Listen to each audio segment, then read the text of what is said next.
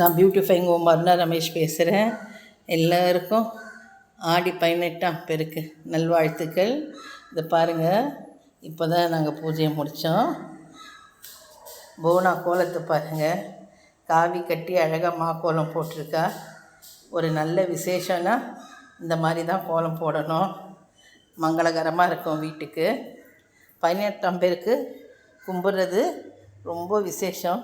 எல்லாரும் எல்லா செல்வத்தோடும் சீரும் சிறப்புமாக உடல் ஆரோக்கியத்தோடு சந்தோஷமாக எல்லாரும் வாழணுன்றதுக்காக தான் 18ஆம் பெருக்கு கும்பிட்றது.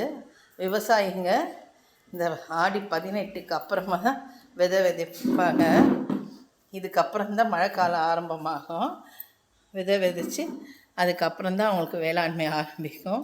நாமளும் எந்த ஒரு நல்ல காரியம் பண்ணோம்னா ஆடி 18க்கு நம்ம ஆரம்பித்தோம்னா அது நல்லபடியாக தொடங்கி நல்லா வரும்னு சொல்லுவாங்க பெரியவங்க. ஆறு உள்ள ஊரில் இருந்தோம்னா ஆற்றுக்கு போய் செய்யலாம். நாம் சென்னையில் இருக்கிறதால இந்த மாதிரி ஒரு சொம்பில் தண்ணி வச்சு பச்சை கற்பூரம், ஏலக்காய் எல்லாம் வாசனை திவ்யங்கள்லாம் போட்டுட்டு கயிறு பாருங்கள். நம்ம இந்த கயிறு போடுறது என்ன அர்த்தம்னா, நம்ம புருஷன் நல்ல நீண்ட ஆயுளோடு இருக்கணுங்கிறத வேண்டிக்கிட்டு தான் இந்த கயிறை போடுறது. இது அப்புறம் எடுத்து நம்ம கழுத்தில் போட்டுக்கணும். நம்ம கணவர்கிட்ட ஆசீர்வாதம் வாங்கிக்கணும். அவங்கவுங்க வீட்டு வழக்கப்படி செய்வாங்க. பிள்ளையார் வச்சுருக்கோம். இதை பாருங்கள், பழங்கள்லாம் வச்சுருக்கோம்.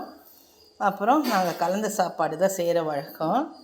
இதை சாம்பார் சாதம், எலுமிச்சை சாதம், கொழக்கட்டை, பாயாசம் செஞ்சு நான் நல்லபடியாக 18ஆம் பெருக்கு கும்பிட்டுருக்கேன்.